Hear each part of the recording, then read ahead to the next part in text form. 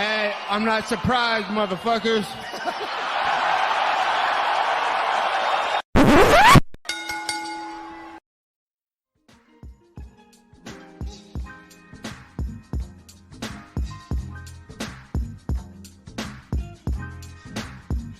What is up, ladies and gentlemen? Welcome back to Courtside Soundoff podcast. Once again, I'm Josh Evanoff. As always, welcome by the main of the hour, too sweet to be sour, future Jiu-Jitsu world champion, Angel Ortega. We got a lot of stuff to talk about this week. UFC 282 to go over, Bellator 289, UFC Vegas 66, as well as a lot of news. As always, we are brought to you by Rogue Energy. If you 10% off your order at RogueEnergy.com, use the code SOUNDOFF at checkout. That's code SOUNDOFF at checkout for 10% off of all your energy needs. Fantastic product.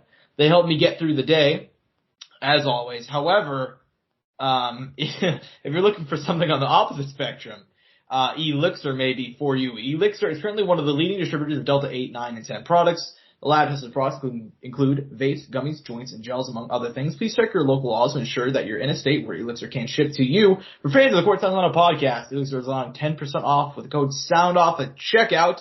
Been a big fan of ELYXR even before our partnership, so go ahead and give them a look if you want to buy. Hey, you know what? Go ahead and get some Delta 8 gummies for somebody for Christmas. Great gift. Fantastic gift. But yeah, Rogue Energy and ELYXR, same code, sound off for 10% off of each. UFC 282 went down last Saturday night in Las Vegas, Nevada. Two light heavyweights in the main event. Vacant title on the line. Man, it was, of all the fights I've seen, it was one of them. Jan Blachowicz and Magomed Ankalaev fight to a draw, 48-47, 46-48, 48-47 for the cards. It was not the most thrilling fight, as Dana White noted in the press conference, which we'll talk about that eventful press conference in a few minutes. But I thought it was actually it was entertaining. Jan came out early, landed some big leg kicks, had Ankalaev stumbling in round 2. Ankalaev, though, got a talking to from his corner, came out in rounds 4 and 5 and dominated Jan. Personally, I thought he won the fight 48-46 with a 10-8 in round 5.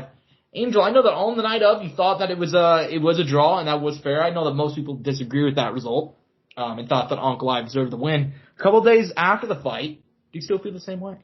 I do. I was unsatisfied with the fight, if I'm going to be honest with you, because, and I'll say this, Blachowicz had the game-winning play in a way, the leg kicks, was unable to create that space to get him to land from the outside and maybe set up his punches and get him out of there. And then Ankalaev, late in the fight, decided to do what he probably should have done from the start and take the guy down. And granted, he did it right, but that was only once he had been hurt and pressured to do it. If he would have done that from the start, he would have easily had this fight. He put himself in the position where the fight could have been drawn. That's why I'm perfectly fine with the fight being a draw, because both guys failed to do what they probably should have done from the start in a way. Mm-hmm. Obviously, the 10-8 came. Obviously the first round, obviously some controversy, right? You could have given it to Ankalaev, which then would have given the win by 1 round. But look, we're talking about if, buts, and possibilities, and it being close and that. That's what I'm saying. I have no issue with the draw, because at the end of I'll be honest, I wasn't satisfied with either performance. Mm-hmm. Yeah, I get that. I totally get that point. And there's people who had the fight scored for Blachowicz too, and I think that would have been a result that wouldn't have made people happy either. Yeah. No, I mean, look. After watching the fight back, I can say that, it was close. At the same time, though, I still think Ankalaev deserved the win. I rewatched this one as well as the co-main event. And since then, those are the only 2 fights I rewatched, because both of them were their controversial decisions. I don't have an issue with the draw necessarily. I'm not too angry about it. I do think that Ankalaev deserved the nod. I thought it was one of those fights where I've always said you can have close fights, but you also have clear fights. I thought round 1, clearly Ankalaev. I also thought rounds 4 and 5, clearly Ankalaev. 2 was clearly Jan. I thought 3 was closer, but after rewatch, I'd also give it to Jan. Yeah, man. I mean, it was a weird fight too. I think that's kind of the weird thing. It was one of those fights where it's always fresh in your minds. And this, whenever a fighter ends the fight dominantly, and it's a championship fight, people get angry about it. This is like whenever Peter Yan fought Aljamain, and some people, granted they were the minority, but they were crying robbery because, oh my God, Peter dominated the last 2 rounds, but he lost the first 3, you know what I mean? this is a case where Ankalaev dominated the last 2 rounds, but the first 3 were relatively close. So I can see, if you squint your eyes and you fucking, you do this and that, I can see you coming to a fucking conclusion that Jan won the fight. I would disagree massively, but I can get to it. But hey, Angel, doesn't fucking matter. It does not fucking matter. I told you. It ended up panning out, I think, in the end. I feel like this was one of the best results they could have got if this fight if the title wasn't even an option, you know what I mean? Yeah, because it's pretty clear the UFC did not want either one of these guys fighting for a belt. Jan is not, I like Jan. I love the motherfucker. Hell of a run, Polish power all day. And the reality is that, at his age, it's probably his last real big crack at gold. He could work his way back, but it's not likely because he's almost 40. But the UFC did not want either of these guys as champion. They did this as a panic, oh shit, Yuri's going to be out for a year minimum. That's what I've heard. And shoulder injuries, if you've never had one, dude, shoulder injuries fuck up. You fuck up your shoulder, it's fucked for the rest of your life to a certain extent. It's never going to be the same. So they kind of elevated this fight to a title fight, and Glover didn't accept on short notice, and I get that. Now it's kind of like things are back to normal. It's kind of like things where that brief period where we knew that Yuri vacated, but this fight was not a title fight. Because now we got another title fight, boys. UFC 283, January, in Rio de Janeiro, Brazil. Glover Teixeira, the former champion, will be taking on Sweet Dreams Jamal Hill, the Chicago native, who's on a fucking hell of a run, man. First ever Contender Series fighter. Actually, second, let me rephrase. Second ever Contender Series fighter, because I believe Alex Perez also fought on the Contender Series and he also fought Davison. But regardless, probably the best shot for Contender Series fighter to actually win a belt, man. I gotta be honest with you, it's controversial to make this fight, and it kind of, in a lot of people's eyes, it devalues the title. It just kind of makes people feel like titles don't really matter. They're kind of just props. And to an extent, that's always been the case, but it's pretty clear now. All that being said, this fight's a banger. Angel, what are your thoughts on this one? I don't know. Look, I don't know if I fully agree with that statement, because Glover was going to fight for the title himself, I mean, he was supposed to be originally on this card against Yuri, and he's in the position he should be, as former champ. I think he's well deserved of this spot, Mm-hmm. I don't think there's any issue with it. I don't know. I don't think the belt's a prop right now. Obviously, I think because of the availability, but you know what direction you're going to go after this fight. You're going to give the title shot to Magomed Ankalaev after this. What Glover Teixeira, Jamal Hill have their next opponent lined up after this fight, which is a scary thought, because you already have one guy in front of you, and obviously you're not trying to look ahead, but you know what's ahead already. Yeah. You're not going to lie to yourself about that. The next guy in line is going to be Magomed Ankalaev, and then after that, depending when he comes back, Yuri Prochazka. That's the other guy. You have your next 3 fights lined up already in your career. Yeah. I don't think anybody's thought about that, but that's a fact. And granted, if for some reason one of those doesn't line up, Jan Blachowicz is waiting in the wing, and Anthony Smith. Yeah. You know who's in line. Exactly. There's a lot of pressure. There's a lot of stuff. Obviously, as a competitor and as a fighter, you're not looking probably that far ahead. But in the back of the mind, you're not going to lie to yourself, right? You got to be honest with yourself. Mm-hmm. Yeah, I mean, I think the thing that's interesting about this, and something that not a whole lot of people are talking about, is actually 2 things really. For one, I'm willing to bet, and we're not really going to touch on the James Crowder situation in this because there's not been any real news since then. You guys got to remember, the card was set to be headlined by Brandon Moreno versus Davison Figueiredo.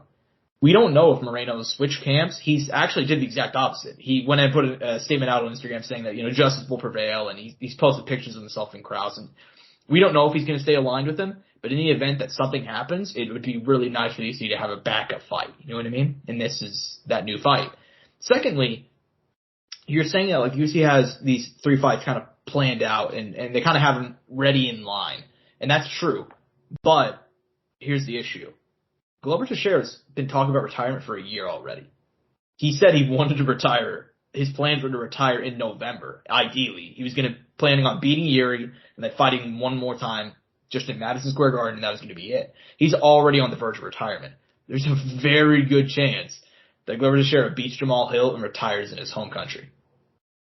And I don't know why that's not being talked about. But look, you could also have the opposite. He could lose and retire. That's true, and Jamal Hill does have a good chance of beating Glover. You know what I mean? Yeah. Obviously, his grappling has always been a bit of an issue. Thiago Santos had a lot of success wrestling in. But see, but I still don't see the issues, Josh. I mean, the fights, the fighters are still in line. Even if Glover is to retire, you have the next person available. Okay, who's the next person available? Magomed Ankalaev. Who's Ankalaev going to fight? I mean, he better. No, but I'm saying who is he going to fight? If Glover wins the belt and retires. Anybody, dude. Anthony Smith, throw him in there. Throw somebody. It's not going to matter. I mean, to an extent, yeah. But I think it'd be kind of funny if UFC just ended right back in the same position as they originally were. They could be. It's entirely a possibility. Yeah. At the same time, we don't know exactly how long. And look, there's going to be a decent bit of period of time between after the fight. You know what I mean? Mm-hmm. Yeah, I mean, we'll have to see what happens. But regardless, I am actually really excited for that fight. I think, of that Saturday's card ended on such a downer, which, we'll talk about. Also, we don't know if Rakic will be available by that time next year, too. You got to think about that. Probably not. His leg got really fucked up, man. I know that. I remember correctly. It was like his ACL, his MCL, and maybe even just meniscus. So he'll probably be out for over a year. I mean, maybe. Who knows? How long was Thiago Santos out? Over a year. I think he's out for a year and a half. I mean, who knows? I mean, this happened in May. I mean, I don't know. You can only hope, right? So. We'll see. So he already hurt his leg in 3 weeks prior to the fight in sparring, and he tore his ACL. Oh, well, yeah, there were two. So that could be a year. So, and that's worst case scenario if it's a year. So we'll see. And yeah, and he's not going to fight again the title won't be defended again for a while. Yeah. So I'm telling you, there's time, and the division could still figure itself out. I mean, we're having Ryan Spann fight someone here soon. He's fighting Nikita Krylov. And then, there's other guys who are coming. I mean, the division's still going to flow. I'm telling you, I don't think they're in a bad spot. Mm-hmm. Yeah, I mean, I don't know, man. I see it both ways, But, yeah, we'll have to wait and see on this one. But I mean, it is very unfortunate. Two of your top 5 guys are injured, Yeah. Like, that is, the absolute shittiest situation. You should literally remove that and leave 3 guys there, and then you need to go to the next 2 below that. Which ended up being Anthony Silva, Jamal Hill, but they're both available, and they're, so. That's what I'm telling you. I don't think it's in a bad place. The matchmaking is there. It's just they need to make it happen. Mm-hmm. Yeah, true. And there's a whole lot of variables, so we obviously don't know what's going to happen yet, but, we'll see. And the reality is that we're only a month away from this next title fight, so. We're exactly a month away. It's not going to be long. But anyways, I mentioned the card ended on a bit of a downer. Obviously main event ending in a draw will do that to you, especially when it's a vacant title fight. But also the co-main event. Paddy Pimblett. Paddy the Baddy. We heard all about this week. Paddy the Baddy Angel. He's coming. He's the next Conor McGregor. He's such a huge star, dude. Paddy the Baddy wins. Defeats Jared Gordon. Unanimous decision. 29-28, 29-28, 29-28. The only issue is that he didn't fucking beat him. It all sounds great until you realize virtually the entire planet outside of Chris Lee, Ron McCarthy, and Douglas Crosby, what a fucking winner that guy is. We'll talk about him in a bit. Outside of that, every single person seemed to believe that Jared Gordon won that fight. And if you look at MMA decisions, all but one gave that fight to Gordon. If you look at fan scoring, it's the most lopsided result of the year. Only 7.4% of people on MMA decisions thought that he won. I'm normally pretty lenient when it comes to calling a fight a robbery. This is probably the first time I'm going to say this on the show, Angel. Directly after a fight, you know what I mean? That fight was a fucking robbery, man. I'm not particularly that mad about it because the reality is that Jared Gordon's stock still rose and Paddy Pimblett's stock still went down. You know what I mean? And UFC, it's less about wins and losses and more about how you look in the fight, which is always something I've loved about this sport. Paddy Pimblett, dude, I mean, give me your thoughts. I mean, did you think it was a robbery? Are you one of the people that you squinted your eyes, or maybe you had a couple of beers during the fight and you somehow, Ron McCarthy came to the conclusion that Paddy won? I mean. I would love to watch this fight again without commentary. Because there's some people who, I was going on Twitter, and there was a lot more people than you would think, Josh, that actually thought there was a case for Patty. There's a few channels that I've watched on YouTube too who are like, it's not that out of the realm of possibility. But granted, we are, like you're saying, we're kind of adding the squinting, the looking at it sideways. You know, it wasn't a clear Patty decision. You know, I'm going to make that very clear. You know what I mean? Yeah. We're having to make a case and an argument for it to be a Patty win. So, if with my wording there, it doesn't make it any clearer what the thought is, then I don't know what else you want me to say. Mm-hmm. But I feel like that's a pretty well way to construct it, you know? Yeah, I mean, like I said, I've always tried to be pretty lenient when it comes to not calling a fight a robbery. I feel like I try to always be fair, because there are fights where, like, look, dude, like, people cried robbery when it was Sean O'Malley versus, you know, against Peter Yan. But at the same time, we thought that he actually deserved that win, and now over time, people have come back the other direction where it's like, oh, yeah, that wasn't a robbery. You're right. You know what I mean? But I don't see an avenue in which I'm going to be able to. And I just rewatched the fight, dude. I rewatched the fight, and I feel even more strongly about it now than I did then. Also, the fight itself didn't do it any favors as far as how it played out. You know, the fight kind of sucked. Yeah. How some of the action went. Yeah. Yeah, it kind of sucked. I mean, but look, there's also a topic we need to bring up that I feel like no one's bringing up: the injury. You know, he did fight hurt. Yeah. He fought hurt. We don't know at what point the injury happened or when it happened. I think he said in the second round, he was like, dude, God bless, he fucking put me up against the cage. I got a fucking breather. Yeah. But we don't know how much that actually affected him, you know? Yeah. You know, I mean, we could only make assumptions, right? Is this the best Patty performance we got at him at his 100%? Like, with the condition was he in, or could he have given us a better performance if he didn't get injured, or how much of a difference would have been made? You know, we'll never know, right? But as far as looking forward, I feel like we need to put this performance and the next performance together to make kind of an opinion looking forward, right? Mm-hmm. You could, you know, this might have just been a bad night.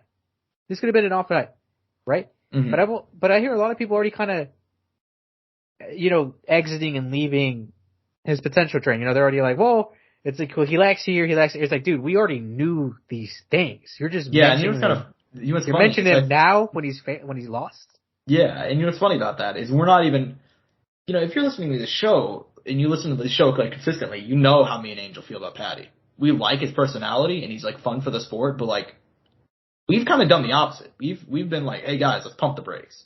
You know what I mean?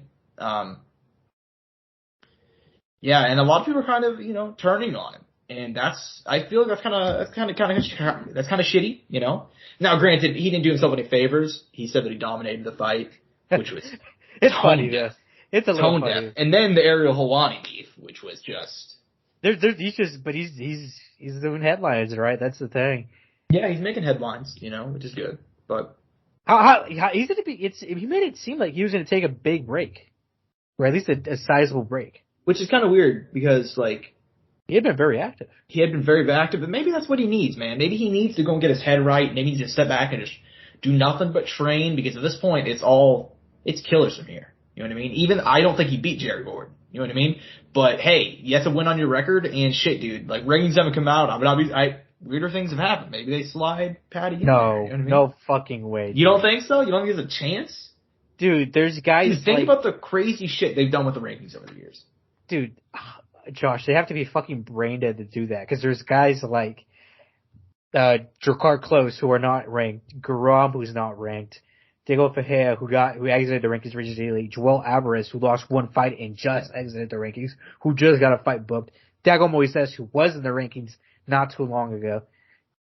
You know, like, that doesn't seem like a realistic thing. So but here's the thing, it's like I agree with you.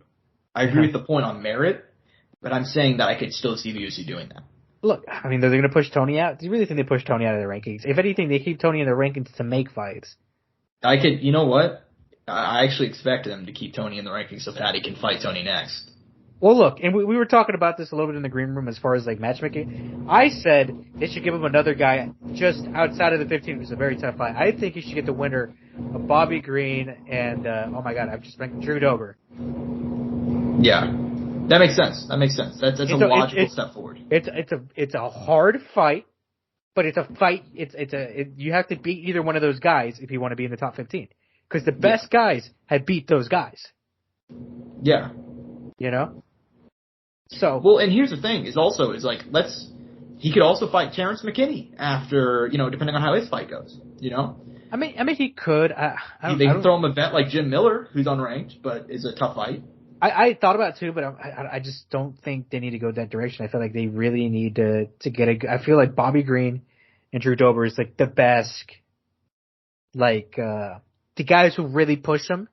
And if he gets that win, it's like, dude, Bobby Green's fucking legit. Drew Dober's fucking legit. You know what I mean? Mm-hmm. Those guys have been, I don't know. Well, Bobby Green, probably at some point Bobby Green's been ranked, right? Oh yeah, Bobby Green's been ranked as recently as like a year ago. Yeah. Yeah, I was about to say, yeah, he was ranked not too long ago. So it's like, I think those guys are the right fights. Mm-hmm. Either one of those. Yeah, and it's gonna be interesting to see the path that they actually do take. That's what's gonna be interesting. His next fight will be very indicative of what they think of him. Correct. Will they give him will they go out and give him a Tony? Or they give him even somebody like McGregor had just a big cash out fight. I feel like he's one more like kind of decent name win away from a McGregor fight. You know what I mean? That's what I'm telling you. Bobby Green or fucking Drew Dober, Co-Main or whatever, and then bam, bro, I just beat this person. They're just outside of the rankings, whatever. Or like you said, he gets Tony, and then bam, he beats Tony. Boom, straight into a McGregor fight. Let's cash it out, baby. Yeah. Yeah, I mean, we'll see. And I think it's probably about time to move on because we spent a long time talking about Patty specifically, but one last thing I want to go ahead and add. I mean, but it just goes to show his stardom, like we've been talking about. You know what I mean? Yeah, exactly. I mean, everything we brought up is why we're even now we're still mentioning it. But, hey, man, we'll see. And one last thing I do want to add is just like, this kid he's got to step it up, man. Because at a certain point, I do have questions about the fact that, like, you are 27. You've been fighting for 10 years now. If you're not showing the improvement at this stage to where you have to get a gifted decision to beat Jared Gordon, who I like, but is not ranked and has lost to virtually most of the top fighters that he's faced, I do have questions on how far you're going to go on the sport. Massive fucking questions, So, I mean, that's the last thing I want to say on Patty. And I do question his development and if he really will get better, because everybody's just like, oh, he just needs time. It's like, dude, the time is now. He's been there. You know what I mean? He's been at that point for a while. So we'll see what happens. But also on the main card, UFC 282, dude, this fight was a banger. And we knew that going in that it was going to be a banger, but it ended up being even better than expected. Santiago Ponzinibbio and Alex Morono, 180 catchweight. These two put on a show, man. God damn. Morono goes out there. And to be fair, Pons had his moments, but he was winning that fight, rocked him multiple times, dropped him. Looked like he was on his way to getting a finish. Ponzinibbio out of nowhere. Straight up out of nowhere. I thought the fight was over, man. 2 minutes, 29 seconds, round 3, gets the knockout win. And that is a win that Ponzinibbio needed badly, man. 36 years old, lost 2 in a row via split. He's had a lot of rough outings since missing 3 years of his career due to many injuries, illnesses, but he gets a big one, man. What do you think about it? Like you say, he needed it. And look, it was going to be very rough if he lost that fight because it was going to be Alex Morono coming in on what? Not even a week's notice? Yeah, I think roughly a week. Yeah, I think he was going to call him Monday, so less than a week, yeah. Yeah, less of a week. And it looked like he was riding a victory. He was looking great. He did gas, right? Obviously, no camp. And Ponzinibbio actually did have a camp. So, we'll see that played somewhat of a factor. And like you said, he was down. Third round comes in, he gets that sick late finish, and I had him, I had it written off, man. I had written the script that it was done. I was like, nice. Me and Josh called it. We're fucking geniuses. We said Alex Morono was going to come in on short notice and beat Ponzinibbio. What a fucking play call by us. We were wrong. We weren't far from that reality, but I don't think Morono loses any slack. And for Santiago Ponzinibbio, great situation, right? I think in a way, it almost worked. Obviously, for Morono, it didn't fully work out, but in a way, it kind of did and didn't for both guys. Mm-hmm. Yeah, I mean, look, both these guys' stock honestly rose and that's the best case scenario. I was shocked they did not win fight of the night. We'll talk about the fight they did in a second, but Wait, what? What fight did win fight of the night? Dricus du Plessis versus Darren Till. I kind of get it, but damn that. Fuck. Now, it's all cool because Paul's got a bonus, and I'm sure Morono probably got a little bit extra. Well, everybody who got a finish got a bonus that night. Yeah, correct. 50 G's, baby. Yeah. Does Moicano want money, Josh? Holy shit, Moicano versus Patty. I can't believe he didn't throw his name out there. Dude, I heard I was listening to someone say that, they're like, dude, Moicano would fucking murder Patty. He would murder him, but hey, Hey, it's a fight they could do. Yeah. Possibility down the line. I feel like that'd be a fun matchup. Yeah. But, regardless, fun fight, but, I think it's your fight of the night over Dricus du Plessis versus Darren Till, which we'll get into right now. I mean, that fight. It's Dricus du Plessis. Dricus du Plessis. From South Africa. Du Plessis. Yeah, man. Going to this one, I thought it was going to be a pretty lopsided win for Dricus. It was not, actually. He had a lopsided first round. Darren Till comes out, dude. And I was like, holy shit. Dricus was gas bad in round 2. Darren Till comes from behind. It looks like he might actually pull it out. Then somehow.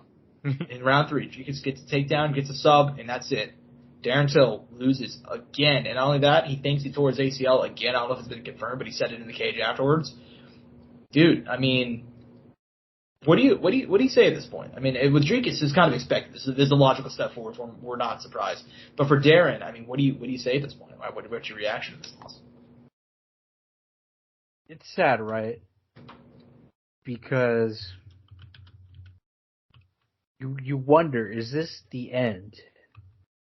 Because it seems like injury after injury after injury, right? And on top of that, we know he's capable of performing because he gave.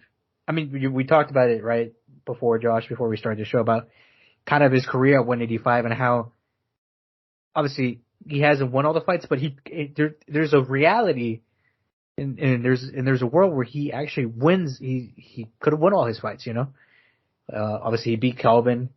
The Robert Whittaker fight and the Roberts run to the title again was one of his closer fights. The Sherry Cannonier fight, it was his Derek Brunson fight, right? I mean, he was looking good until he got caught or he hurt himself. I don't remember exactly what it was. But it hurts because he's really getting he's getting to put it in words for the modern age, he's getting cocked, man.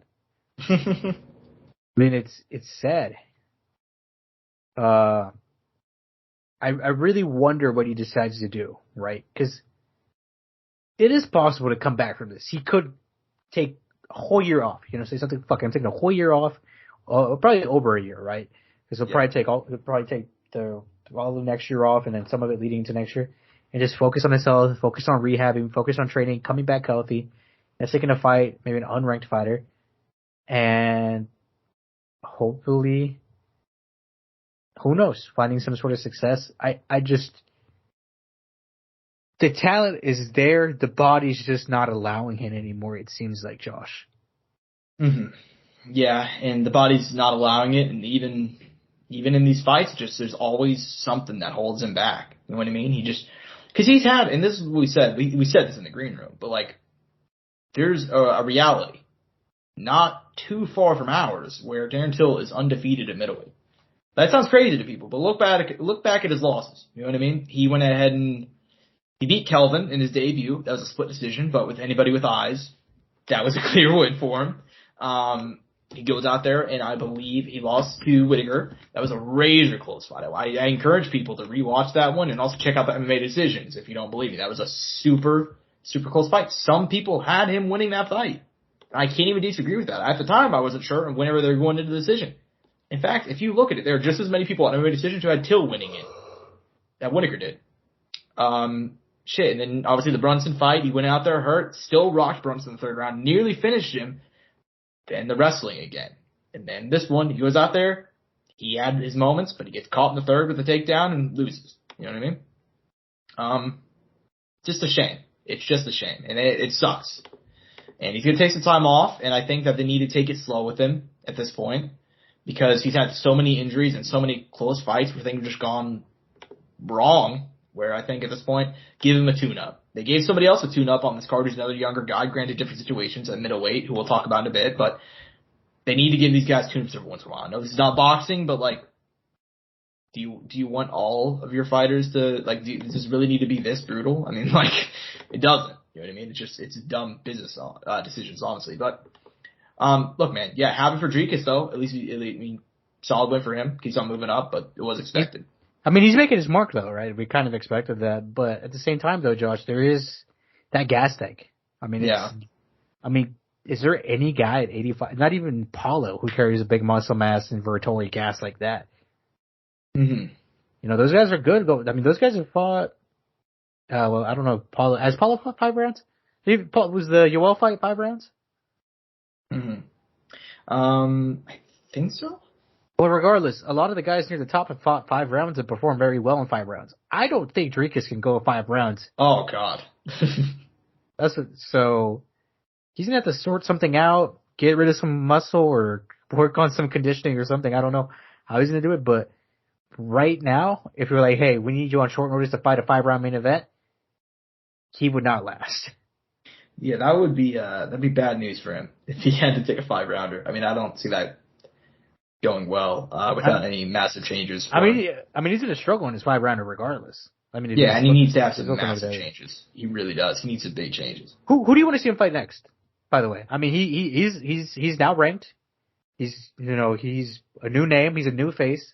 So he needs to fight in my opinion, older face. I heard someone say Roman Dolidze, which I'm like, that would be fun. But I wanted to see him fight someone who's already been in this division and is established, and see if he can get him out of the not out of the rankings, but take their ranking spot. I think Hermanson just lost. And you mentioned Dolidze. I think that makes sense. Hermanson versus Dricus. I know they just lost, but like, that'd be a solid test for him. Then again, I don't know. I think that would make sense as like a fight night main event, maybe in the Apex. 5 rounds. Hermanson's going to be a guy that's going to test him. Find out how good he really is. But, we'll see what happens with him next. Personally, I think the biggest guy to come out, like the biggest star to come out of this card, if I had to pick one guy. There's like 2 guys, let's be honest. There's a couple of huge performances, but if I had to pick my top one, ELYXR. Jesus Christ. People were talking about him fighting Patty. If they make that fight, he might literally fucking kill him. Because ELYXR beats the dog shit out of Bryce Mitchell. There's no other way to phrase it. He beats the dog shit out of Bryce Mitchell in the opening fight on the main card. Submits him in the second round, but it was really just a formality at that point. He battered him. Bryce Mitchell looked like he went through a wood chipper. It looked like he had another drill incident. You know what I mean? So yeah, he ended up getting a second round sub, but dude, give me your thoughts on him. He was about as dominant as he can get, and it was supremely impressive. I've been on this train for a while, man. Ever since I got Kaya on him and entering in the UFC, I was like, this guy is going to be a fucking problem. And it was worth going into this fight, Josh. I picked him, you didn't. And I was like, dude, he could really hurt Bryce Mitchell. And he fucking did. I didn't expect it to be the way it did. But he really hurt Bryce. I mean, there's that picture on Instagram, Josh. I don't know if you've seen it of Bryce Mitchell where he's just covered in blood in his face and it's just dripping off. And he just has these eyes of just like, oh, fuck. Yeah, I've seen that one. Yeah. And it's a little scary, man. And it was just like, damn, that just happened. Yeah, you saw somebody fucking get close to death. I mean, I not literally, but like, dude, that's probably the worst beating I've seen somebody take in a while. I mean, in a while, yeah, I guess you're especially right. in a 2 round. Dude, that fight didn't even go 2 full rounds. That fight went 8 minutes, and it looked like he was a horror movie victim. You're not wrong. Dude looked like he squared up with Jason for 5 rounds. That's all I'm saying. Like, he looked brutalized. I hope they give Ilya the push, man. I think he deserves it. I hope they give him a top 5 guy. No, and I think he does deserve it. I mean, if you look at like that division, who else? Who's harder than him right now? Brendan Allen. He just doesn't have like the finishness, maybe the flashiness. Wait, who'd you say? Arnold Allen. I said Brendan Allen. Okay, yeah, Arnold Allen. Yeah, I mean, I could see that. Shit, that'd be a banger. Could you imagine?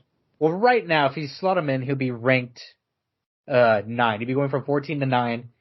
Above him would be Gilga, Calvin Kattar, Korean Zombies out, Josh Emmett, Arnold Allen, Brian Ortega, Yair Rodriguez. I think they should make Calvin Kattar. That would make sense.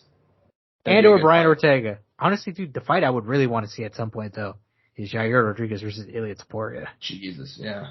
I was like, dude, that sounds like violence at its finest right there.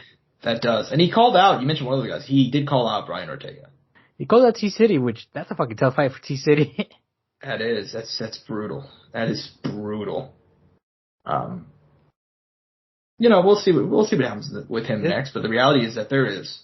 He's scary, man. He's undefeated. Yeah. We saw him stop multiple takedowns out of a guy who has some really good top control and is really fucking strong.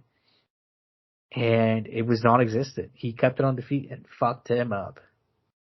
He did. He really fucked him up. And, the reality is that at this point, he's the hottest thing at 145 there are certain right guys that feel like inevitable.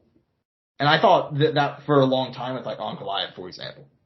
And certain guys come up where just like they feel like no matter what happens, they're gonna make it to the big show one of these days. Like not just the big show because that's how people refer to like the UFC, but like he's gonna make it to the title shot. And he's probably gonna win the title. Topuria feels like inevitable at that point. Are you on the same page? That's what I was saying. He is gonna be there. You know. Yeah, true. But yeah, man. That's as far as the main card goes. That's all there is to talk about. But as far as the rest of the card goes, what were some of the what are some fights you're looking to talk about, man? What fighters were you most impressed by? We just gotta go one down, man. We gotta talk about the most hyped person on this card who's not ranked and who's not above the age of 20. Raul Rosas Jr., man, he fucking did it. Which we probably we expect him to do. We just didn't know how it was going to go, right? I thought Josh, his Contender Series fight was much harder than this fight. Correct, yeah. No disrespect to Jay Perrin, but it really was. Like I don't know if you've ever seen this Contender Series fight. I've watched it twice now. Yeah. And it wasn't even. He went to distance, I think, for the first time in his career in that fight. And in this one, he had kept it in the first round, left with no damage, and he's ready to go back and run it back again early next year. Mm-hmm. And he's talking a big game. He's talking a big, that's how it is though. I feel like a lot of times people are like, oh, he's talking a lot of shit. Well, dude, he's a fucking fighter. He needs to be confident. It's not like he's not going to be like, well, if I fought Aljamain, I guess I'd have some trouble here. He needs to be confident in his own game. You know what I mean? Mm-hmm. It's a big part of fighting, Yeah, here's the way I look at it. You guys were 18 once, right? Like, whenever you're 18, you're talking little shit. You feel like confident, unless you're like, well, I don't know about confident, but you feel like indestructible as an 18-year-old male. It's a weird sensation. Can't explain it. You're not really aware of your own mortality yet. Now imagine that, but you're in the UFC and you're beating up grown men. There is that ego though. You feel right? like you're unstoppable, So I get it, and I think that people are like, oh, he's too confident, too cocky. Like, he needs to be. Fuck yeah, man. What did you think was going to happen? Like, come on. But he needs to be, though. He needs to do. He can't be a quiet guy. Yeah. Now, as impressed as I am by this kid, I do want to see him fight like an actual, Well, he needs to build up, Josh. Like, if he does. No. I'm not saying he needs to fight fucking Aljamain next. I'm just saying, like, no, Josh, fuck that. Put him against Peter Yan right fucking meow. I'm looking forward to see him being tested. That's all I'm saying, is I want to see him be tested. Who would you like to see him fight next? I was thinking Brandon Davis. That's a very good test. That's a great matchup right there. He's lost his last two. He's 2-7 in the UFC, and he has a 14-10 record. He has a lot of experience. He's a grown man. What else do you want out of the guy? Exactly. That makes a lot of sense. I like that. I like that a lot. But no guarantee. Yeah, honestly, I could. Josh's like, fuck that. Put him in there with Cub Swanson. No, I could see him getting another can though. No offense to Jay Perrin, but like another borderline going to be out of the UFC, like another one of those guys next. Like a Marcelo Rojo. Oh yeah, that might actually happen next. Yeah, I don't see as much as I like the Brendan Allen fight. I really do think they're going to take it supremely so with this kid because, like, dude, as impressed as I am by him, if he goes in there and gets beat up like really badly, like, and that's a very real possibility. Like, you don't want to be taking life-changing beatings at 18. So I think they probably should take it a bit. Well, they'll be smart. I think they'll actually be smart, unless for some reason, Josh, he's just that guy. You know what I mean? Yeah. Unless they give him some guy I can't think of someone at 135 who's like outside the top 15 who's I can't think of anybody, but let's say someone just outside the top 15 who's very good and he has this stellar performance. It's kind of like, well, maybe he is that guy, which is very unlikely. But he's young, man. I mean, he wants to be youngest UFC champ. He's 18 right now. Jones became champ at 23. I think like 23 9 months. I mean, he has fucking a long time. Like, there's no hurry, man. You know what I mean? Yeah. Yeah. He has time. But, as far as the other card, the fights on the undercard, what are some other, good performances you want to talk about?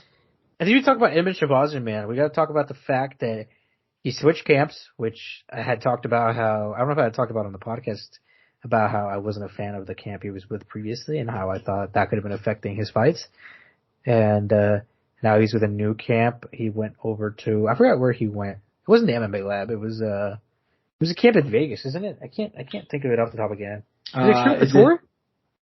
It might be. I don't know. Regardless, he's with a new camp, and you saw it. Yeah, he's with Extreme Couture. Oh, look at that! My fucking brain is massive. But look at the results speak for himself, man. He had a stellar performance, and he's back on track. I think, or he should be getting back on track to where he was at before. And when it came to his losses, man, they were the tough guys. He wasn't losing to the fucking, just out of the UFC 0-2 or 0-3. In the UFC record, guys. He's losing to guys who were really fucking good. I mean, he lost to who? Like Brendan Allen? Dude, he lost to the biggest killers you can lose to. He lost to Derek Brunson, Jack Hermanson, and Nasruddin Evanoff. All of those guys are ranked in the top 10 or 5 at one point. And it's worth noting that all those fights were pretty close until Edmund. I believe Edmund won the first round in every single one of those fights, but he just ended up gassing out and getting fucked up later on. Yeah, so, I mean, Edmund Shavazin's ceiling is still very high. Yeah, and here's the thing to put it in perspective. Like, Edmund is 25 now. He's 25 now, dude. Like, he was like 24, 23 when those fights happened. He was 23 years old fighting Derek Brunson in a main event. That's fucking crazy.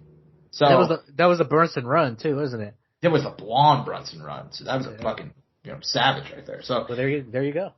Yeah, I mean, the kid's gonna be, he's on the right track, and I think they're hopefully gonna take it, slow with him.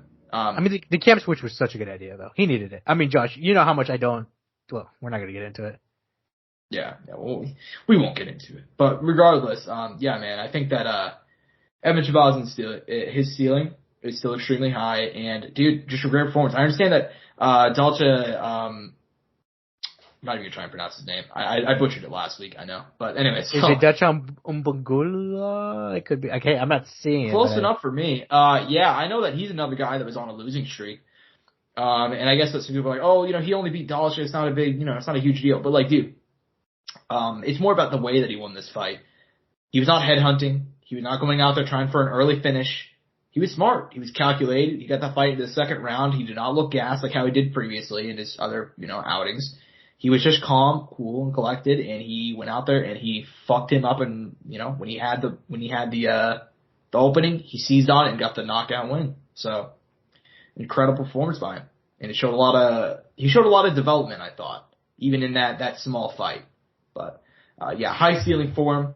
Also on the prelims, dude, this is a stacked card up until the main and co-main. Nothing but finishes. Jairzinho Rozenstruik got a first round win over Chris Daukaus. Dude, Chris Daukaus, I don't even know what you do with him at this point.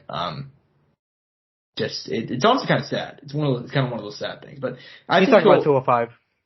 Yeah, he's talking about 205, which makes sense. I think he needs a reset badly. He really needs a reset. That's what I'd say. I don't know how he'll be at 205, man. I mean, it could be good. I mean, but he's beat some good guys at heavyweight, though. I mean, we're talking about Shamil, Oleinik. I mean, Oleinik can be tough for some guys, right, on the right night, in the right circumstances. I know I'm giving a lot of, specifications there. And, Rodrigo Nascimento, too. I mean, he's another good guy. I mean, he just got a win over Tanabosa, a split decision. Mm-hmm. Yeah, I mean, he's beating some good guys. And the thing about Chris Daukaus is there's clearly a lot of talent there, but I feel like they keep on, I don't want to say keep on giving him bad matchups because, like, the Jairzinho one should have been reasonably competitive, but it wasn't. We'll have to see. We'll have to see what happens with him, because the reality is that he's taking a lot of damage, man. 205 could be a good thing though, because he's a guy who has from what I know, a decently good level of jiu-jitsu too.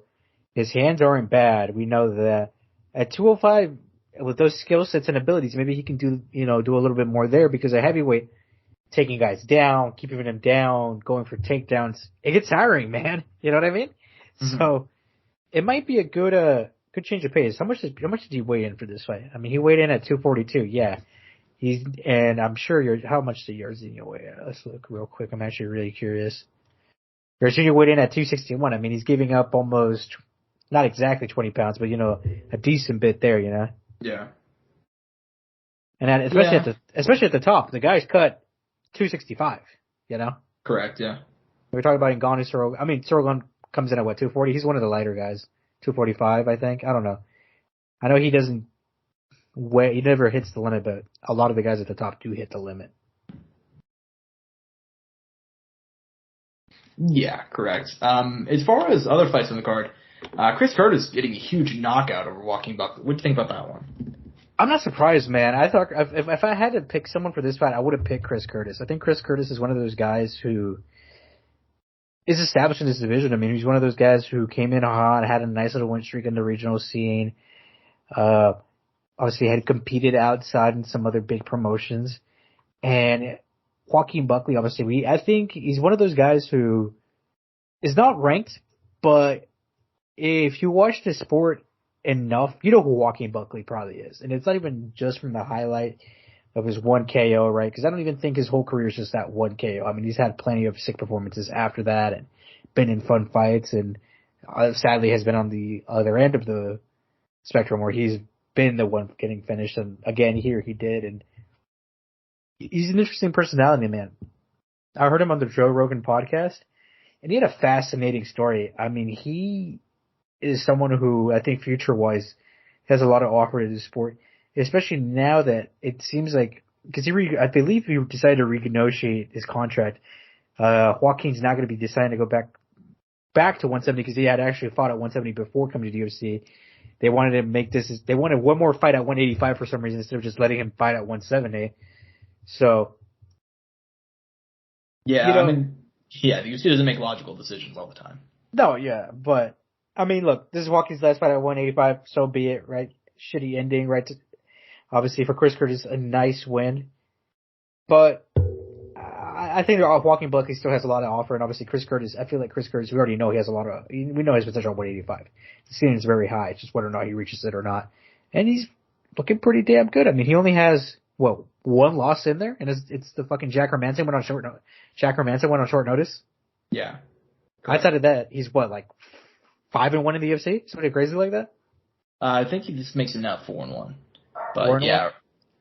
I mean, regardless, he's had an incredible run. And he's really, we knew his fight was going to be a banger going in. It was. And it was such an impressive finish by him. I mean, and we know that Buckley's a little bit small at the weight class, but dude, still, just to go out there and Chris Curtis just goes out there and smashes him.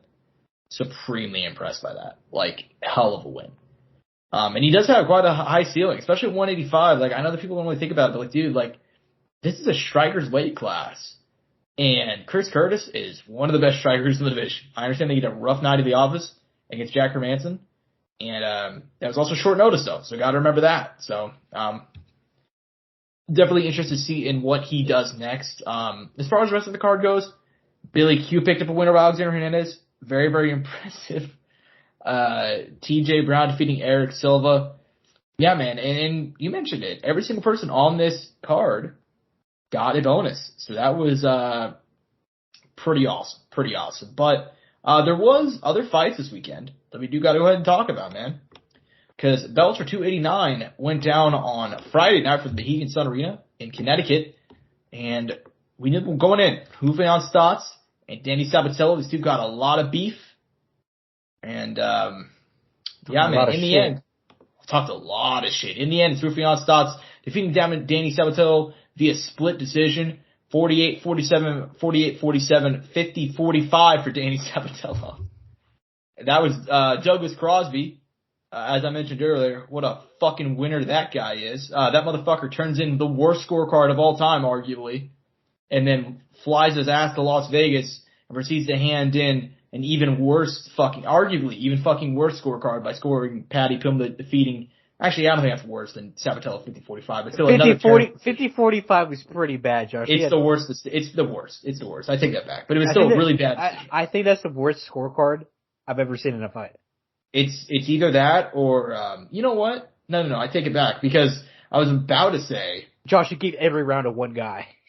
He gave every round to one guy. I was going to say another really bad one was I know that Chris Lee scored, RDA versus Paul Felder, 48-47 for Felder, but at least. Oh yeah, I remember that. At least that fight had competitive rounds. Yes. Like, this fight was competitive, but to give him all 5, you have to be fucking. You have to not be watching the fight. That's literally the only conclusion. Did you see my tweet right afterwards? What'd you tweet?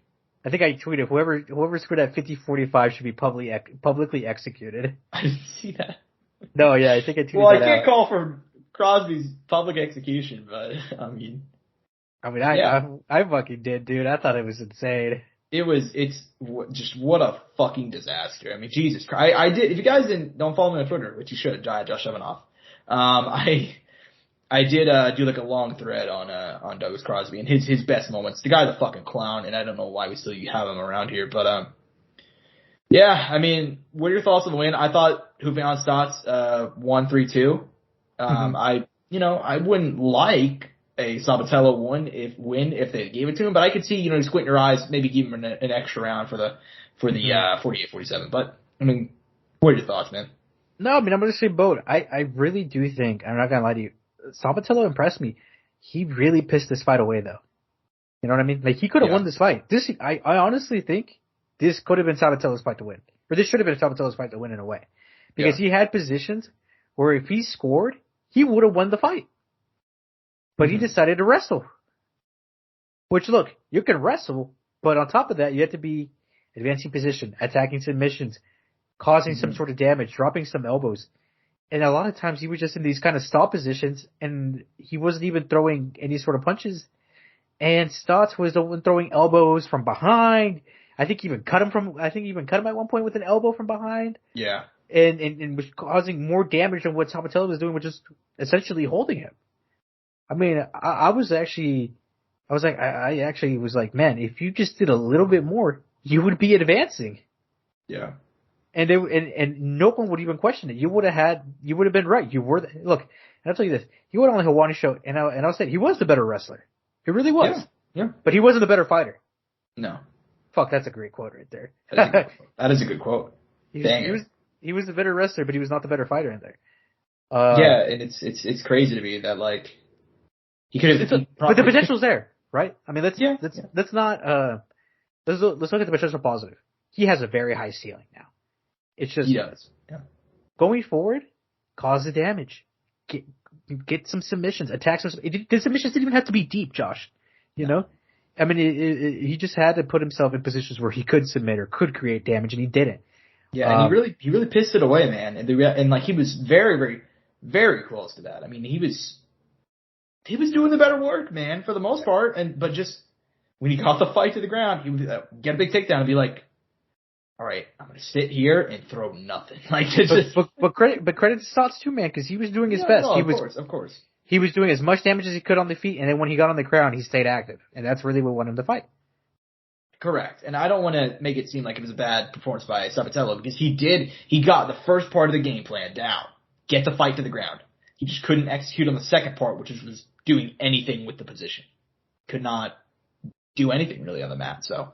And plus, get him out of there, man. Right? Like, yeah. You know, you want to. You imagine if he would have got him out of there. All that shit talk, dominating him on the ground, and getting the fucking finish. That would have been a sick storyline. Mm-hmm. But I mean, we definitely haven't seen the end of him. And they'll definitely this fight. I mean, they're definitely going to cross paths again. Oh, for sure, dude. Come on. Yeah, it's gonna happen. You know. So, I mean, yeah. I mean, as far as that, I mean. I think we laid it out as good as you could, Josh. I mean, is there any other way you could put it? I mean, I think we mentioned. No, I think we hit everything, honestly. Yeah, I mean, all in all, I mean, just it was a solid night for Bellator because we also got to go ahead and talk about their co-main event, a couple of other fights on this card, but the co-main event, dude, Liz Carmouche. You know, there were a lot of questions, and my questions, I mean, the stoppage in the first fight with Juliana Velasquez was terrible, but dude, this time around, she's like, fuck, I'm not leaving it in the hands of the referee. She goes out there and she dominates Juliana Velasquez, the 4 champ, gets a submission in round 2. Excellent win for her. What are your thoughts on Gorilla getting the win? Well, what I'm going to say is this is what good active wrestling could get you. Fuck yeah, that's a good way to put it. This is what good active wrestling could get you and get you a fucking win in a submission. I mean, she did it, and she shut up. I will say this: she was still trying to defend the stoppage in the last fight. No. The fight shouldn't have been stopped. I'm sorry, but look, it ended up giving you this opportunity where you won. And you got the finish. So good for you. Yeah. So keep doing your thing. Obviously for Juliana Velasquez, I mean, I was a little disappointed, man. I was left wanting more after having a pretty, I'd say, fun, competitive fight, some good performances, and looking pretty good in that Luz Carmouche fight up until in those later rounds. But hey, man, it is how it is. Just brush it off, come back, and maybe they'll have the trilogy at some point. Yeah, and that's a possibility somewhere down the line. But yeah, man, I'm happy for Liz Carmouche. That's all I gotta say about this one, is that I was not shocked to see her win, because what I mentioned last week is, even though I picked Juliana Velasquez, it's just like, people take way too much stock in fights that aren't finished yet. Like, take way too much stock, and they assume that, like, just because it played out one way, it's gonna play out the same way. Like, with Nemkov and Anderson. Like I said at the time, even for the second fight, I'm like, this is pretty much 50-50. This one, I picked Velasquez to win, but I was still like, hey, could easily go the other way. You don't know.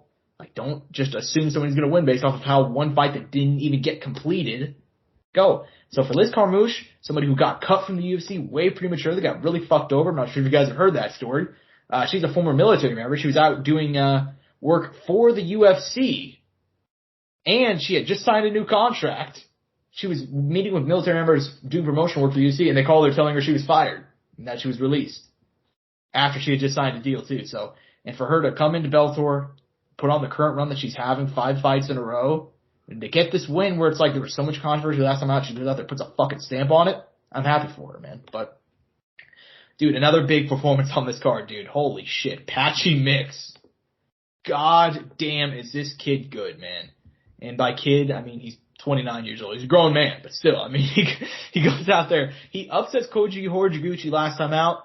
And he goes out here now and defeats Magomedov via submission. Jesus Christ. What a win by him.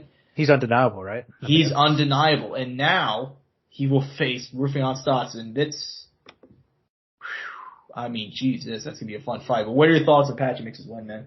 I know that wasn't a fight we previewed, but. It's incredible, man. Incredible. I mean, beautiful performance. I mean, he did what he's good at. He was missing one of his coaches. I believe he's missing Jake Shields because Jake Shields was having a kid, I believe. Mm-hmm. Birth of a child? I could be wrong here. It was some family matter. It was something important in life of it. So he wasn't able to be there. But regardless, I mean, Patchy Mix is a real fucking deal, man. I mean, I will never doubt him again. I didn't pick, cause I did do some bets I was gonna do some bets, and I remember I was looking at that fight and I was like, fuck, man. Did I go Magomed or did I go Patchy Mix? Yeah. And I didn't bet on it because I just wasn't sure on it. I was like, I don't feel safe picking either one. You know, either guy could win. Man, did he shut me up, man. Patchy Mix was the only choice that I could have made. Right? He looked damn good, man. A submission win over Magomed. I mean, that is, I didn't see the fight playing out at all like that. And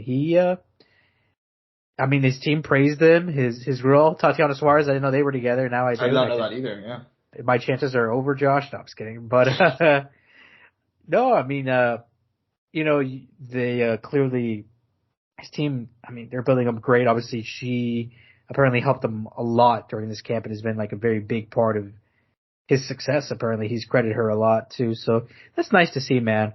It's nice to see fighters have, not just credit their coaches and their, you know, the work they put in the gym, but also their love. When obviously when the person you're with, your partner, also does, you know, has the same career, it's very easy to relate with them. So I'm sure as a fighter, especially especially the lifestyle of a fighter, man, and the way it is and how hard it is. I mean, no athlete suffers more, I think, Josh, than a fighter. Mm-hmm.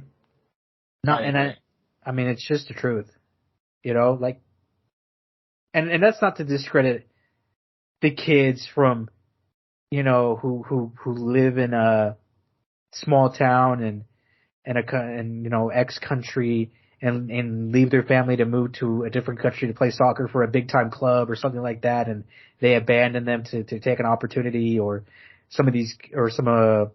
you know, or a kid moving states to take an opportunity at a big time college who comes from the hood or whatever.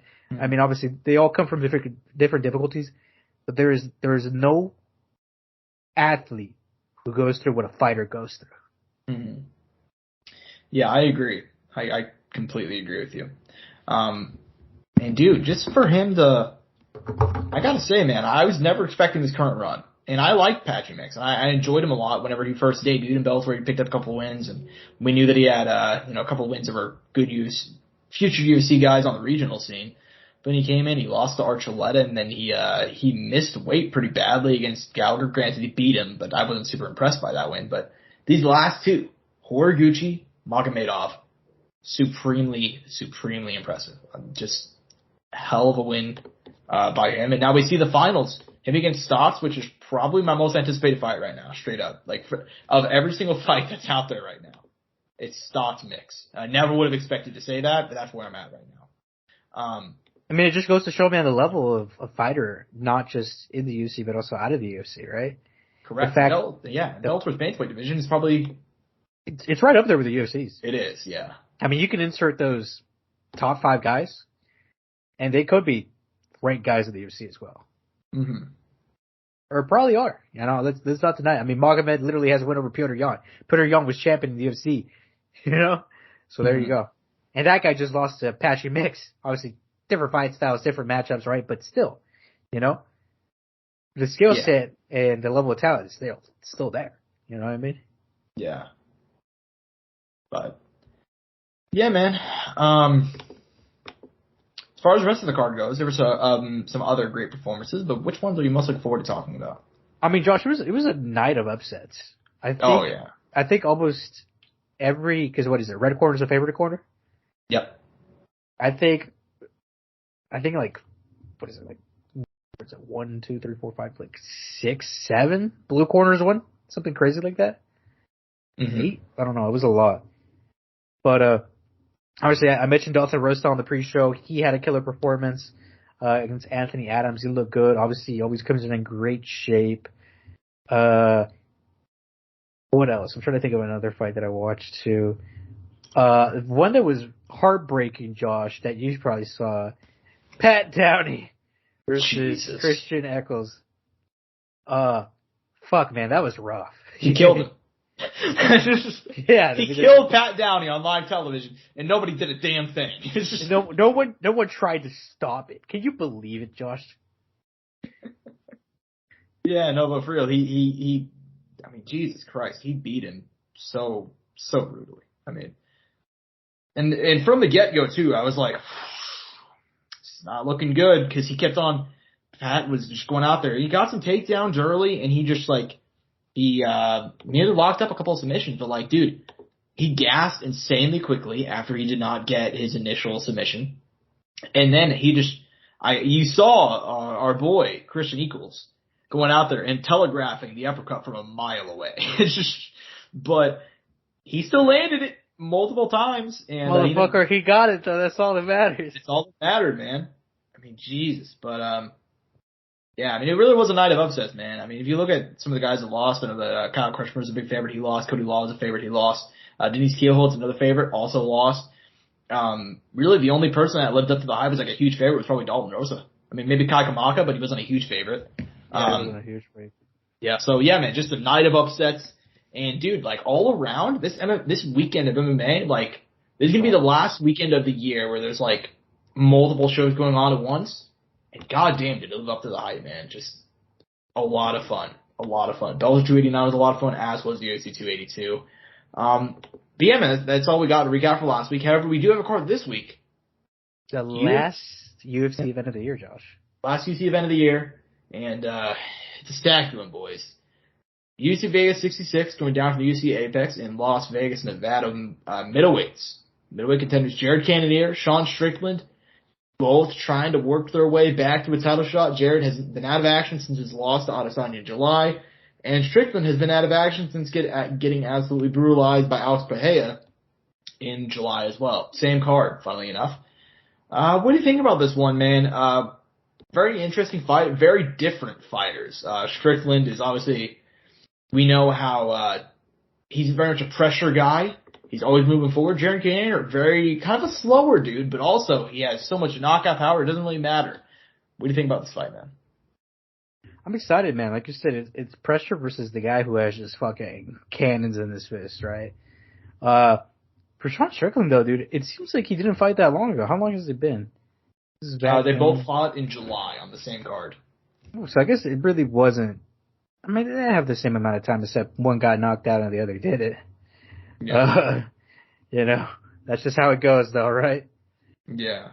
I mean, look, I just don't think Sean Strickland walking him down and landing the shots he lands is going to work against Jared Cannonier, Josh. I think Jared Cannonier is going to nuke Sean Strickland.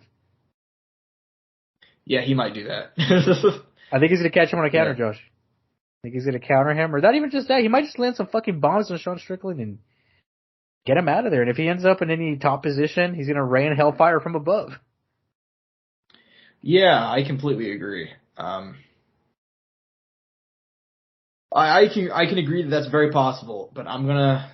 Oh my God, Josh! Gonna do it, Angel. I'm making the call.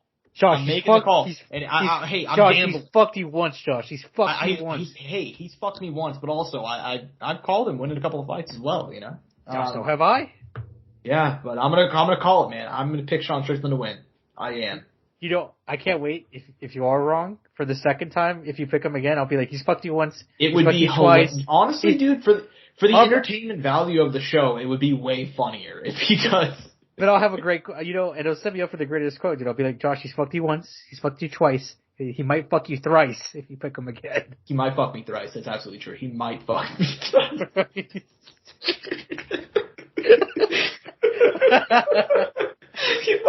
I like how we're not even agreeing. We're not even like disagreeing with like the fight. I'm picking Sean Strickland, but he is gonna fuck me again. He might. Oh, you might be right. And then it'll fuck me a third time. Whatever fight he takes on next. It doesn't matter who it is. He's gonna end up fucking me. I don't know. We'll see. We never know what can happen, right? No. I mean, hey, it can happen. But yeah, man. God, dude, Jared Cannonier's about to turn 39 next year. I can't believe that. Yeah. Yep. Anyways, man, I am going to go ahead and I'm going to pick Sean Strickland. I know that's probably the wrong decision. I just think his pressure, if he keeps his fucking hands up, he can actually, generally in his career, if you watch Sean Strickland, with the exception of Alex Pereira, which he was never going to win that fight on the feet, he's actually very, very good at fighting strikers, but he's putting them on the back foot. If he puts them on the back foot, he has a very good chance to win. And that's what I expect him to do. I think he's going to use his pressure. I think he's actually going to probably mix in, probably not wrestling, but he'll get in some clinch situations.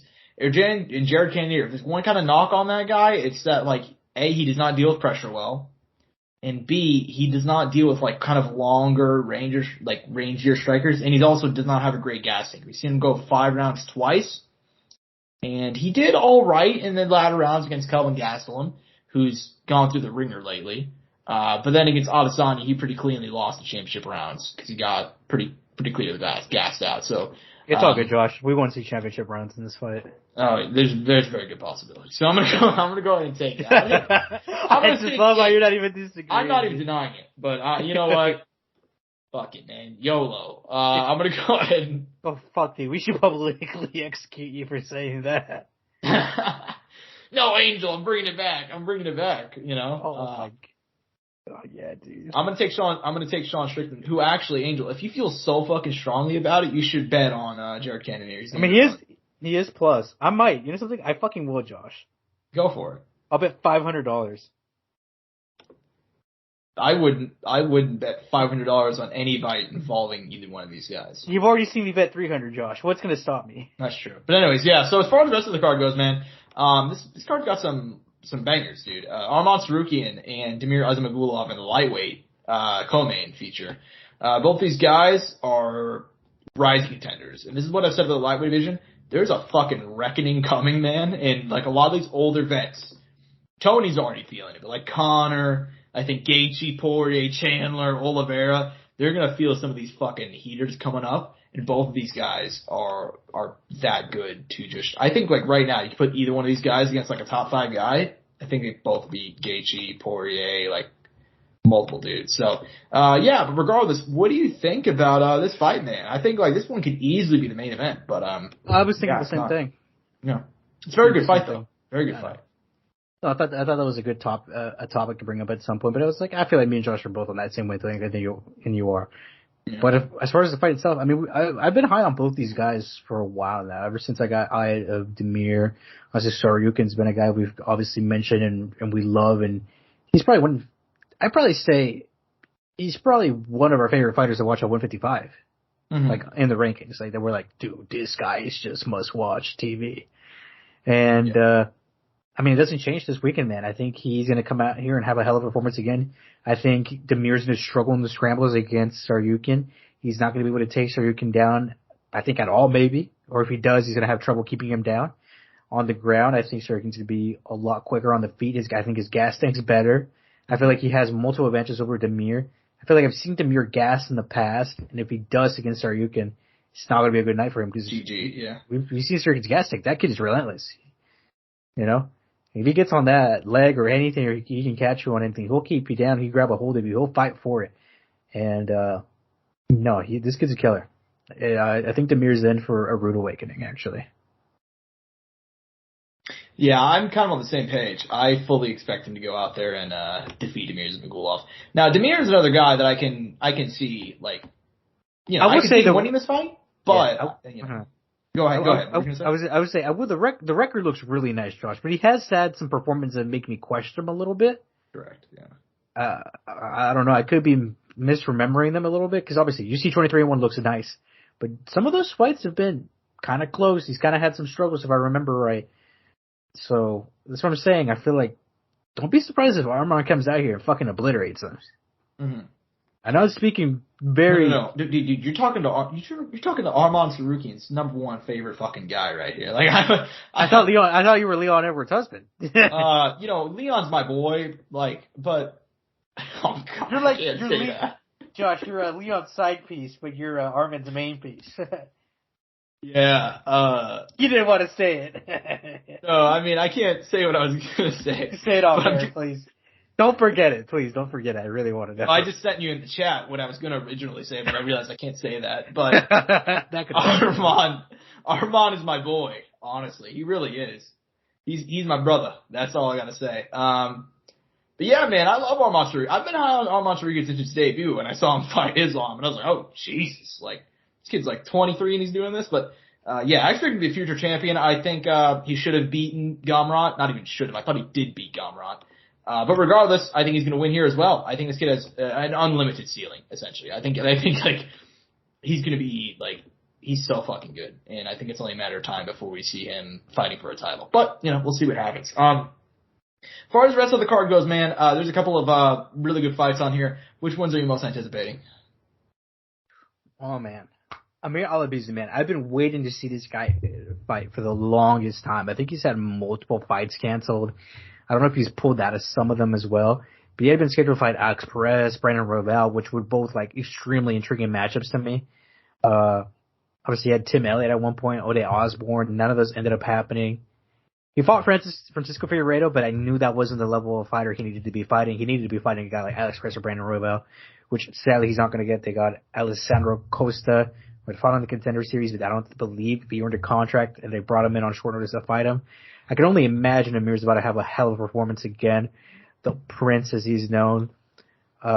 He's like one of the guys at 125 who I'm super high on who could potentially be chasing that title soon or fighting for the title. I mean, he impressed me.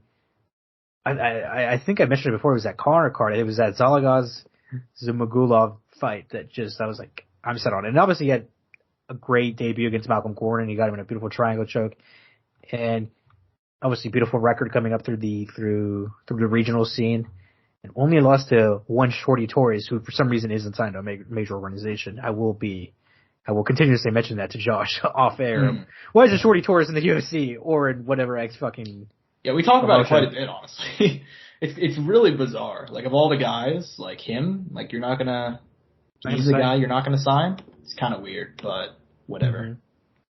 I mean, and that applies to all promotions. Like, I'm fucking shocked that someone like the PFL haven't picked him up. You know what I mean? But does the PFL even have a 125 division?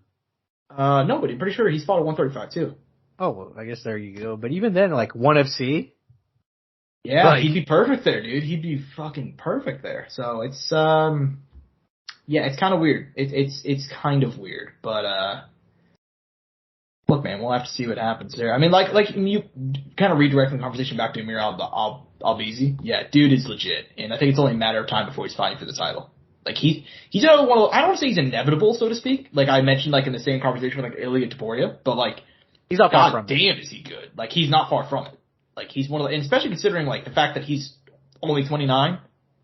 Like, he's just now hitting his prime. Like, dude is gonna be a problem, you know? And, like you mentioned, only losses to Jose Shorty Torres, who, like, I mean, dude's legit. Like, he very well should be signed to a major promotion. It's almost embarrassing that he's not. He's that fucking good. Got cut from the UFC after going 1-1, and he beat our boy, who's now the one champion. Like, one flyweight champion. Not flyweight. I think it's like strawweight and then strawweight champion. I can't remember his name. Jared Brooks. Yeah. Beat him. So, legit.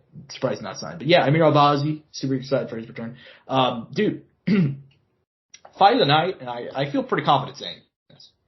And I don't feel pretty confident saying this. This is a contender fight of the night. There's actually a couple of really good shouts on this card. But, Alex Caceres, Julian Erosa. Dude, this is like a match that, like, I would have never thought of, but it's gonna be so much fun, man. I mean, Alex Caceres is in the middle of that kind of second career renaissance for him. I understand that he did just lose to Sadiq Youssef in March, but prior to that, he won like 6 fights in a row, which nobody expected. Julian Erosa, Juicy J, another guy who's on a run that nobody expected. 6 of his last 7. So yeah, man. I mean, super high for that one. Drew Dober, Bobby Green, like you mentioned. Winner that should probably fight Patty Fimblett, you know. You said it. So there's storylines galore on this card. What are some other ones you're looking forward to? Cheyenne Vilmes, man, she built a little bit of hype, but then she kind of like went silent on us. Mm-hmm. I mean, obviously she is very marketable, right? But she got that beautiful win over Gloria DePaula, like on I don't remember if it was on short notice. And then she fought Mallory Martin, and then after that, we haven't seen her for a whole year since then, mm-hmm. which was crazy to me because I was like, man, she had this hype and kind of build up a little bit of, some interest, and we're seeing her now at the end of the year against a very tough opponent in Corey McKenna. Corey McKenna is one tough chick. She is I'd say one of the better prospects in this division.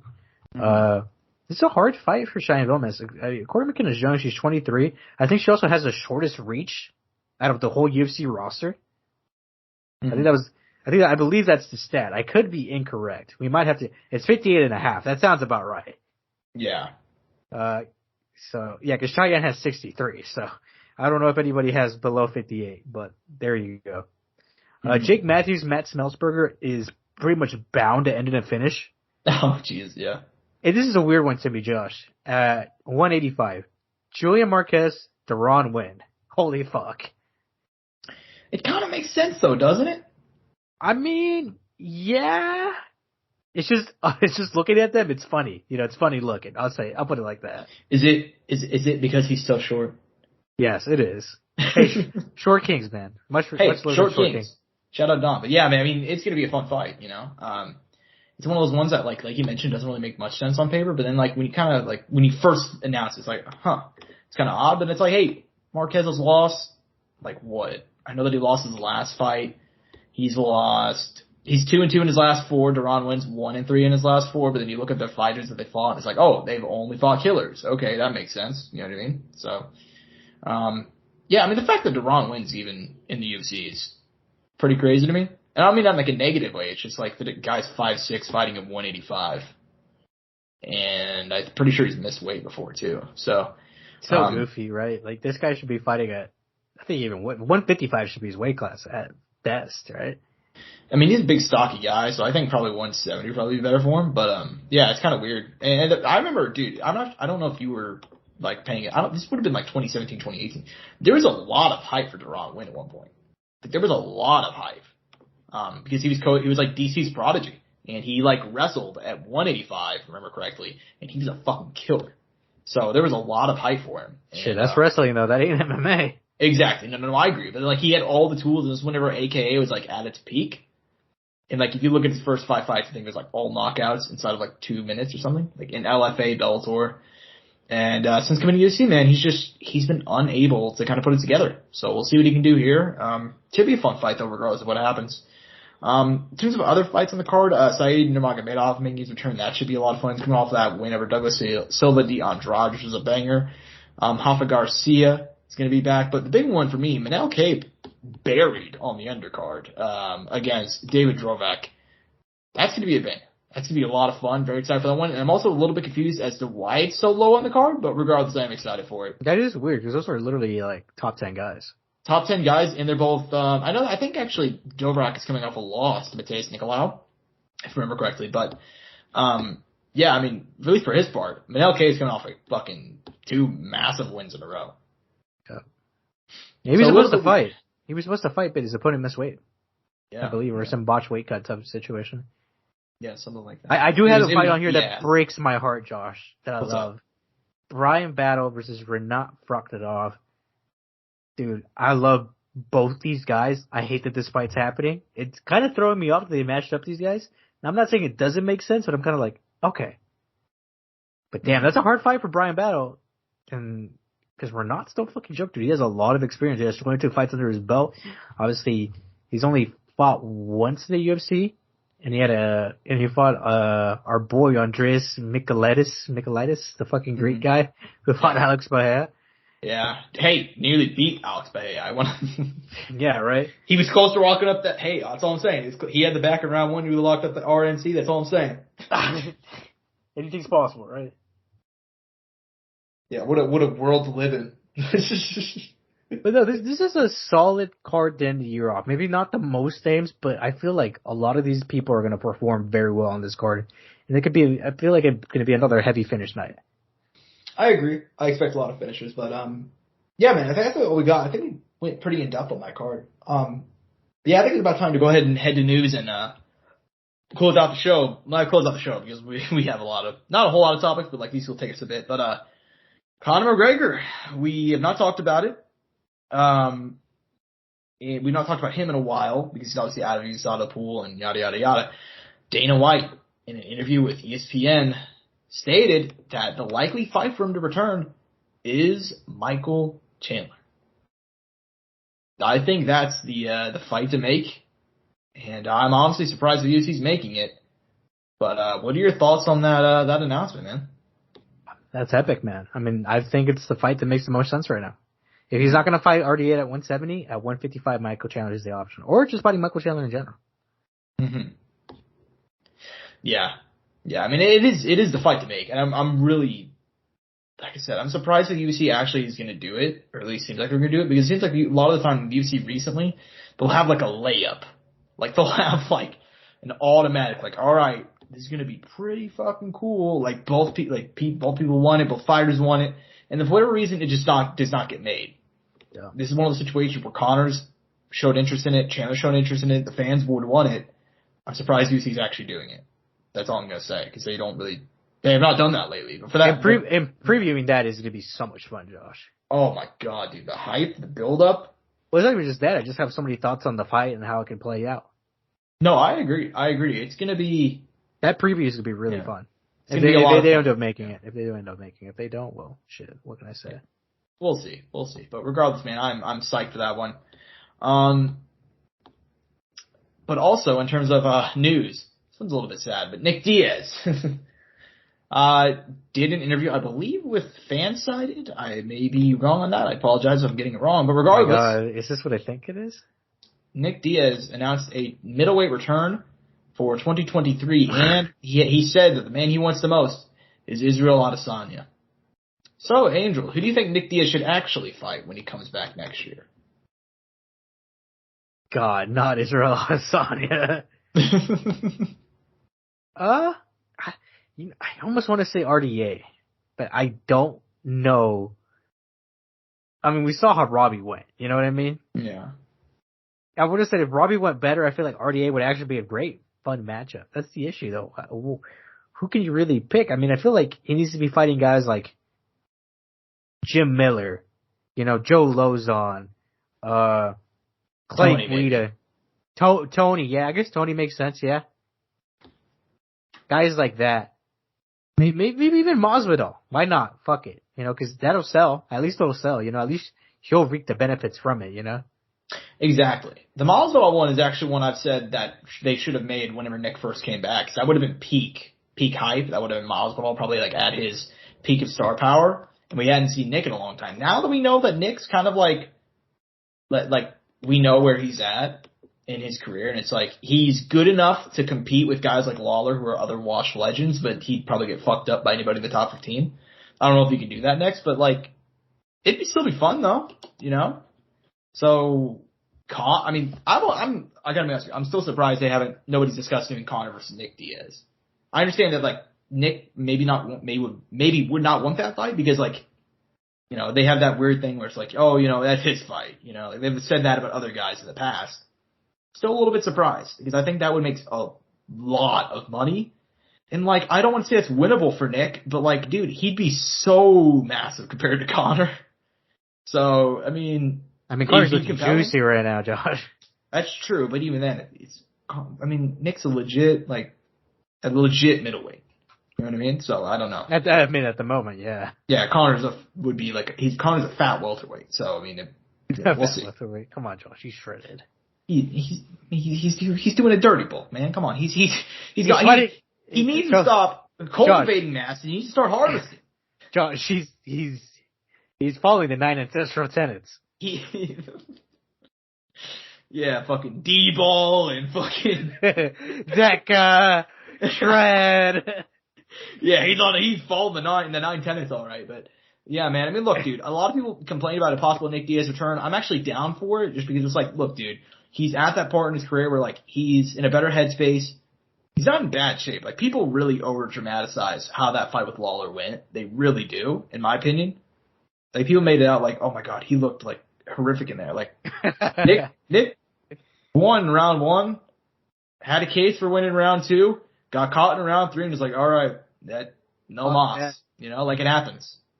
So, like, do we think that Brian Barberena should retire because he fucking had a competitive fight with Robbie Lawler too? Like, shit, maybe an Oscar.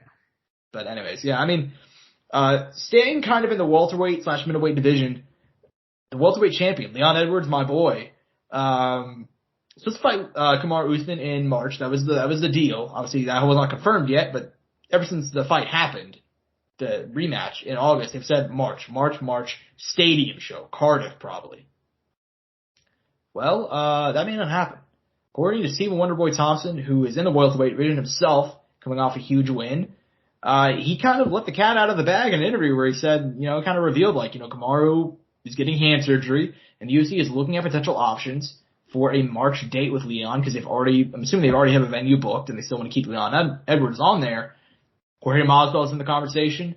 Wonderboy even said, I'm in the conversation. They've reached out to me about that. And then afterwards he got on Twitter and said, guys, I'm sorry. I'm just saying what I've heard. I don't know for sure if this is a thing. I did not mean to start drama, But in the there's still a very reasonable possibility because I've also heard about the fact that Kamaru may be getting hand surgery. But anyways, what do you think about this news, man? I mean, do you think that the UFC should wait for Kamaru? Do you think they should just run Leon versus another big name in March in a stadium show? I mean, I feel like they need to run a name that makes sense. We talked, like I said, once again, we talked a little bit on the Grammar Room about it. And I'm not a big fan. Like, yeah, the Masvidal one would have been fun at one point, but in my opinion, I share no interest in it. But that's just me personally. But hey, I'd watch it, right? If they made it, I'd watch it. It'd be a great build-up. It'd be fun. Wonder Boy, I guess it'd be fun for Wonder Boy. Obviously, I think this literally would be his last chance at a title if they did give it to him. I'm just saying, man, this is literally the perfect time to throw in Chimaev, you know? If they want to do it like this. Colby doesn't want to fight? Fuck it, let's do it here. You know? Yeah. I mean, look, dude, I think that at this point in time, I mean, if Kamaru's having another hand surgery, I think we should probably question the long-term viability for him in this sport. Because he is 36, I believe. I mean, he doesn't have a lot of time left in his sport anyway, No. Josh. Let's just be honest. And with how he talks about, what is it, his knees, right? Yeah, his knees are fucked, yeah. His knees are fucked. Another hand surgery. And obviously, none of this is like 100% confirmed yet either, right, Josh? No, it's not. And that's what Wonderboy said afterwards on Twitter. He clarified. He's like, hey, this is just what I've heard. But I've also heard rumblings that Kamaru may have to get surgery and that he may not, he may not fight Leon next. That's just for my own personal thing that I've heard. I'm not fucking Ariel Hawaii, but like. Could you imagine if they gave Colby another title shot? I'm not sure which would be worse, whether it would be Colby or Masvidal. I'm not sure which would be worse, because Masvidal only got the one gifted title shot. Well, he's coming off a loss. At least Colby's coming off a win. That's true, but you gotta remember, if we're talking gifted title shots, Colby got a title shot against, let me think back. He got the Kamaru title shot after beating Tyron, and then he got another title shot against Kamaru whenever he had sat out for years after beating RDA. So you can argue if either one of those are deserved. I'd say the second one definitely wasn't. Whenever for the rematch against Kamaru, let me clarify. Masvidal, I don't even know if you can argue he got a gifted title shot, because he got the title shot against Kamaru where he took the fight on like 5 days notice, and then they repaid him a title shot with a full camp. So regardless, I'm not sure which would be worse, but yeah, I mean, look, if I'm the UFC, if you already have the venue booked, roll with Leon against whoever would sell the most tickets, honestly. And I think that, like, if it's short notice and they're still trying to figure this thing out, you can reasonably put in whoever you want. So, but I can tell you this much. Josh is like, I fucking knew it. Bilal Muhammad's calling for the title shot. That shit ain't happening. If you're trying to sell out there's no offense to Bilal Muhammad. I like him a lot, actually. But if you're trying to sell out a stadium in Cardiff, you're not doing Leon Edwards versus Bilal Muhammad too. I feel like your options are Jorge Chimaev, right? Like, there's no other options if you want to actually sell tickets. Yeah, of course. But Colby, I'll say Colby too for promo, but I don't think they're going to do Colby. No, and the thing about Colby is people really overvalue Colby's star power in the MMA bubble. Like, if you try and talk to Colby Covington about it's somebody who's not an MMA fan, they don't know who the fuck the guy is. Like, and if you look at his numbers, like, draw-wise, like, I still think he has the lowest ESPN event ever when he fought Lawler. So he's not really a draw. I don't know why people keep on saying that. But regardless, I mean, could he attract enough fans for a Leon fight? I could see that happening, yeah. Because he does have the pull within the MMA crowd, but it's with the outside people that he does not have. You know what I mean? So, a little bit weird. But anyways, man, I mean, last bit of news for the day. It's kind of a weird one. Not really weird, because I think most people saw it coming from a mile away. Manny Pacquiao, who retired last year after a loss to Yordenis Ugas. He then ran for the presidency, from what I've heard, lost a shit ton of money, which is what happens when you run for the presidency. He has a shit ton of money. Yeah, true. But he did return to action this weekend on Charlotte Fight Club pay-per-view. He fought martial artist DKU, who apparently, from my understanding, is a McDojo guy, and he beat the shit out of him. But it was an exhibition in South Korea. But now, before the fight, he actually said, like, hey, I'm still here. You know, I'm down to fight either Errol Spence or Terrence Crawford. I don't know why they're not fighting, but I'm still here. I'm in shape. I'm good to go. So essentially coming out of retirement, but not coming out of retirement, saying, like, kind of a weird thing, but hey, you know, if you're saying you're willing to fight those guys in a pro fight, you might as well be out of retirement. But anyways, man, what do you think about that reaction? And do you want to see either one of those fights? Fucking why not? I mean, if he wants them, why not? And at the end of the day, man, look, he did get beat by Ugas, but he still had some good performances at an advanced age, man. I mean, we're talking goats of boxing. He's definitely up there. You know what I mean? Yeah. He has an impressive resume and multiple weight classes, multiple great fights. I mean, he is a guy who will be unforgettable. And I mean, he's one of the most well-known boxers. I mean, I'm sure if you get some people, if you go and quiz a bunch of people and you ask them to name a boxer and they can't name like Ali or Tyson, you know, and it's someone who's been during this generation, and I mean, there's a likelihood they mentioned Manny Pacquiao in there. Mm-hmm. Yeah, I mean, Manny is one of the GOATs. I mean, I don't like talking about like GOAT stuff in boxing because like for me it's way harder to talk about when it comes to boxing than it is for MMA. Well, there's so many fucking weight classes, dude, and like so many different. Yeah. Yeah, and then you have to argue guys like is Manny. I think Manny's ahead of Floyd because of even though he lost head to head because Manny had so much more success across weight class and I think he has the better resume. But at the same time, you want to argue against that, that's fine because there's so much shit that happens in boxing and there's so many weight classes, there's so many names. But regardless, yeah, I mean, he is one of the GOATs, and I think that if Manny wants to come back and fight, sure. Sure, why not? And if it's one of those two guys, if they can't make the fight against each other, I still think Manny's a top 5 guy at welterweight. I mean, if you look at, especially since Sean Ford's retired, who else would you consider? I think Ugas the top guy. I think we saw that in the win over Manny, and also, he had a close fight with Porter, close fight with Spence. So, I mean, who else? I mean, Manny's top 5 still, I think, at welterweight. But, yeah, I mean, that's just my thoughts on it.